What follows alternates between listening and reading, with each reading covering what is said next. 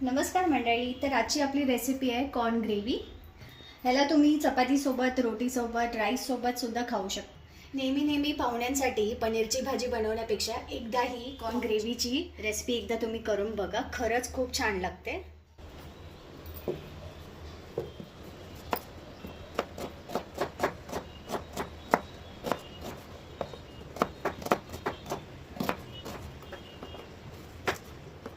इथे कांदा कापताना जास्त फाईनली चॉप करायचा नाही आहे, कारण की आपल्याला थोडंसं त्याला तेलात परतवून मग मिक्सरलाच लावायचं.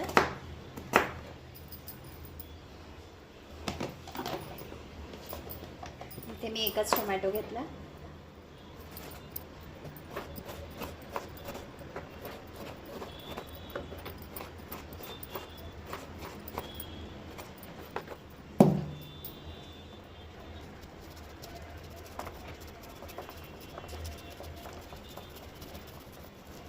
जर तुम्हाला हे कॉर्न्स हाताने सोलता येत नसतील तर या प्रकारे तुम्ही कॉर्न्सला सेपरेट करू शकतात, काढून घेऊ शकतात.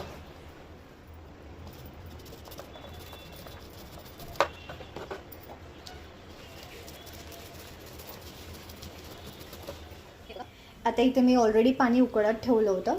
मी याच्यात आपले कॉर्न्स ॲड करते आणि मीठ टाकते. आता इकडे आपले कॉर्न्स उकळलेत, आपण यांना काढून घेऊया. आता इथे मी तेल तापत ठेवलं आहे. ह्याच्यात कांदा टाकून घेते, त्यासोबत एक मिरची, टोमॅटो. जास्त कांदा ब्राउनिश नाही होऊन द्यायचा आहे, थोडासा सॉफ्ट करायचा त्याला. मीठ. इथे मी 8 बदाम आहेत ते घालते. इथे मी बदाम 5 तास भिजू घातले होते आणि त्याची सालं काढून टाकली आहे. बदामाच्या ऐवजी तुम्ही याच्यामध्ये काजू पण टाकू शकता. आता मी याच्यात काही मसाले टाकते. याच्यात हळद टाकते, घरगुती मसाला, लाल तिखट पावडर, कश्मीरी लाल मिर्च पावडर आणि धना पावडर. याला चांगलं मिक्स करून घेऊया. एकदम थोडं पाणी. आता इथे आपलं रेडी आहे. आता आपण याला थंड करूनच मिक्सरला लावायचं, ह्याची ग्रेव्ही बनवायची आहे. आता इथे मी छोट्या पॅनमध्ये तेल तापत ठेवलं आहे. बॉईल केलेले कॉर्न्स आहेत ते मी ॲड करते. आता मी या कॉर्न्सला ना तेलात का परतवून घेते, कारण की त्याला ना वरतून असा क्रंचीनेस येतो. थोडंसं आपण याला तेलामध्ये परतवलं तर, आणि खाताना पण खूप छान लागतं. आता इथे आपला ग्रेव्हीसाठीचा मसाला रेडी आहे. आता इथे मी त्याच कढईमध्ये तूप आणि थोडंसं तेल टाकून घेणार आहे. तुम्ही तुपाऐवजी इथे बटर पण यूज करू शकता. जिरं, अद्रक लसूणची पेस्ट चांगलं मिक्स करून घ्यायचं. आता ही जी मी पेस्ट रेडी केली आहे ना, ती टाकून घेते ह्याच्यामध्ये. व्यवस्थित मिक्सअप करून घ्यायचं आहे. मी थोडंसं पाणी ॲड करते याच्यामध्ये. आता इथे आपल्या ग्रेव्हीने छानपैकी तेल सोडलेलं आहे. आता आपण याच्यामध्ये स्वीट कॉर्न्स जे बॉईल करून आपण परतवले होते तेलामध्ये ते ॲड करून घेऊया. छानपैकी मिक्स करून घ्यायचं त्यांना. आता याच्यामध्ये मी अर्धा ग्लास पाणी ॲड करून घेते.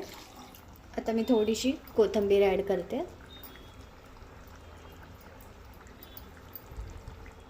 अमूलची फ्रेश क्रीम आहे ती टाकते.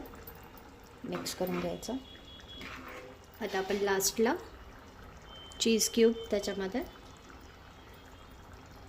टाकणार आहोत. वरतून परत थोडी कोथिंबीर.